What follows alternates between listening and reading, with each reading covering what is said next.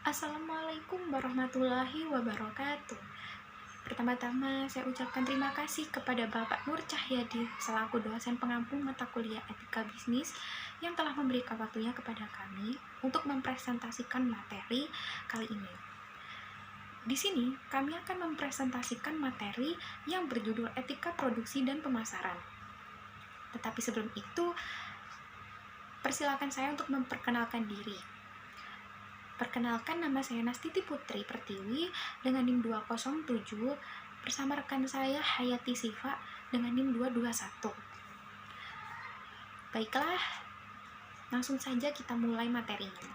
Yang pertama ada definisi etika produksi. Sebelum kita membahas definisi dari etika produksi, kita harus mengetahui terlebih dahulu apa sih definisi etika dan apa sih definisi produksi itu. Jadi, etika sendiri adalah seperangkat prinsip-prinsip dan nilai-nilai tentang baik dan buruknya sesuatu. Sedangkan produksi memiliki arti, yaitu suatu kegiatan menambah nilai guna barang dengan menggunakan sumber daya yang ada. Jadi, apa sih etika produksi itu? Etika produksi adalah seperangkat prinsip-prinsip atau nilai-nilai yang menegaskan tentang benar dan salahnya hal-hal yang dilakukan dalam proses produksi atau dalam proses penambahan nilai guna barang. Yang kedua, kita akan membahas tentang produksi. Jadi di sini kita akan mempelajari apa aja sih tujuan-tujuan produksi itu dan apa saja sih fungsi produksi serta faktor-faktor dalam proses produksi ini. Nah, yang pertama ada tujuan produksi. Produksi mempunyai banyak tujuan, diantaranya memperbanyak jumlah barang dan jasa, memenuhi kebutuhan sesuai dengan peradaban, lalu memenuhi pasar dalam negeri untuk perusahaan dan rumah tangga, serta meningkatkan kemakmuran. Dari banyaknya tujuan produksi yang telah kita bahas, dapat kita simpulkan bahwa produksi dapat menghasilkan banyak jumlah barang dan jasa yang digunakan untuk memenuhi kebutuhan manusia dan juga kebutuhan pasar dalam negeri, sehingga ini dapat meningkatkan kemakmuran. Lalu ada fungsi produksi. Jadi produksi ini memiliki beberapa macam fungsi. Di antaranya ada perencanaan dan desain produk, ada perencanaan kapasitas produk, perencanaan layout pabrik, perencanaan layout mesin-mesin pabrik, dan juga perencanaan bahan baku. Yang terakhir ada faktor-faktor produksi. Faktor-faktor produksi dibagi menjadi dua, yaitu produksi asli dan produksi turunan. Yang dimaksud produksi asli adalah produksi yang berupa sumber daya alam dan juga sumber daya manusia. Dan yang termasuk produksi asli adalah tanah, air, udara, sinar matahari, hewan, tumbuhan, dan juga tenaga manusia. Sedangkan produksi turunan lebih ke sarana dan prasarana seperti modal dan keahlian. Selanjutnya kita akan membahas etika produksi yang perlu diperhatikan. Seperti yang telah kita ketahui, dalam proses produksi tentunya juga ada etika-etika produksi yang harus kita perhatikan. Di antaranya, pertama ada nilai, yang kedua ada hak dan kewajiban, yang ketiga ada peraturan modal, yang keempat ada hubungan manusia, dan yang kelima ada hubungan dengan alam. 3 hal penting yang harus dimiliki oleh perusahaan dalam berbisnis.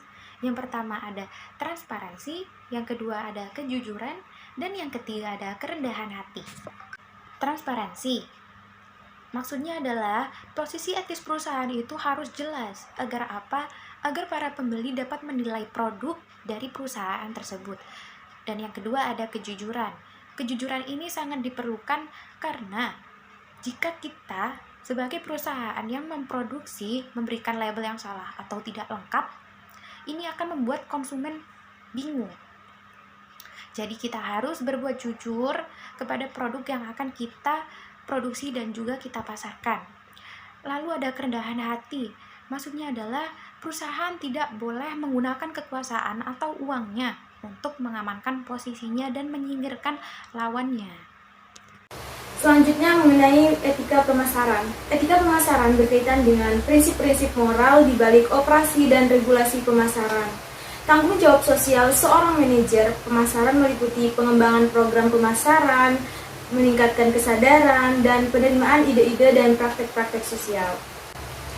Ruang lingkup etika pemasaran ada 3 hal yang menyangkut dalam ruang lingkup tersebut. Yang pertama, manajer pemasaran harus menerima tanggung jawab atas konsekuensi dari tindakan mereka. Yang kedua, manajer pemasaran harus menahan diri dari sengaja merugikan, mematuhi semua undang-undang dan peraturan yang relevan, dan akurat mewakili diri mereka sendiri, perusahaan mereka, dan juga apapun di dalam hal perusahaan. Dan yang terakhir, manajer pemasaran harus melakukan segala upaya untuk memastikan bahwa pilihan dan tindakan mereka melayani kepentingan terbaik dari semua pelanggan, organisasi, dan masyarakat terkait. Untuk hal-hal yang wajib diperhatikan dalam etika pemasaran sendiri, ada 3 tahapan proses perencanaan yang memungkinkan perusahaan untuk menentukan karakter dan citra publik. Sebuah rencana pemasaran adalah cetak biru yang komprehensif yang menguraikan upaya pemasaran secara keseluruhan organisasi. Proses pemasaran dapat diwujudkan dengan menerapkan bauran pemasaran, dan derajat keberhasilan berdasarkan langkah-langkah tertentu dapat menunjukkan bagaimana mengontrol iterasi masa depan rencana pemasaran. Yang pertama mengenai mempromosikan etika dalam tahapan perencanaan. Sumber utama dari konteks untuk rencana pemasaran adalah tujuan dan misi perusahaan. Misi perusahaan dapat dianggap sebagai definisi apa organisasi ini atau apa yang dilakukannya. Definisi ini tidak boleh terlalu sempit atau akan menyempitkan perkembangan organisasi. Di sisi lain, seharusnya tidak terlalu lebar atau akan menjadi tidak berarti. Kami ingin membuat keuntungan, terlalu umum untuk membantu dalam mengembangkan rencana spesifik. Untuk memasukkan etika ke dalam tahap perencanaan, misi perusahaan harus didefinisikan dalam hal melayani pelanggan dan memenuhi kebutuhan mereka daripada tujuan perusahaan sentris seperti membuat uang paling banyak. Mungkin faktor paling penting dalam mempromosikan etika selama fase perencanaan mendefinisikan visi perusahaan. Sebagai contoh, semua kegiatan pemasaran IBM yang didukung oleh filosofi layanan pelanggan yang jelas, visi didefinisikan dapat memandu semua tingkat staf dalam tindakan mereka, dan pada gilirannya menyediakan pelanggan dengan pengalaman yang seragam. Yang kedua mengenai mempromosikan etika dalam tahap implementasi. Tahap implementasi melibatkan menempatkan strategi pemasaran dalam tindakan dengan menggunakan bauran pemasaran, seperti harga, promosi, produk, dan juga place atau tempat. Setiap perusahaan akan mendasarkan rencananya pada kebutuhan rinci pelanggan dan strategi yang dipilih untuk memenuhi kebutuhan tersebut. Dari segi harga, praktik yang tidak etis dapat mencakup persekongkolan tender atau predatory pricing. Ini adalah tanggung jawab perusahaan untuk terlibat dalam penentuan harga pasar. Wajar untuk memungkinkan pelanggan untuk mendapatkan produk terbaik yang tersedia. Perusahaan juga harus menggunakan metode promosi yang menghindari iklan negatif dan mempromosikan kebenaran dan kejujuran tentang suatu produk.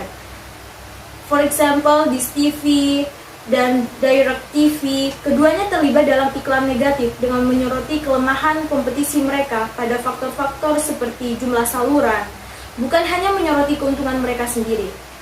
Ketika memutuskan pada penempatan produk, perusahaan harus memastikan bahwa produk yang ditawarkan kepada semua pelanggan dengan kebutuhan untuk itu terlepas dari karakteristik demografi mereka. Menempatkan produk dengan pengecualian pasar tidak etis berdasarkan kualitas seperti etnis dalam berdampak negatif terhadap perusahaan. Ada beberapa hal yang tidak sesuai dengan etika pemasaran. Yang pertama, menutupi kelemahan produk. Yang kedua, melebih-lebihkan kemampuan produk. Yang ketiga, memanipulasi perasaan konsumen. Dan yang keempat, tidak menyampaikan informasi dengan benar. Serta yang kelima, mengecoh konsumen dengan meniru fitur produk lain. Demikian presentasi dari kelompok kami. Kurang lebihnya mohon maaf. Wabillahi taufiq wal hidayah. Assalamualaikum warahmatullahi wabarakatuh.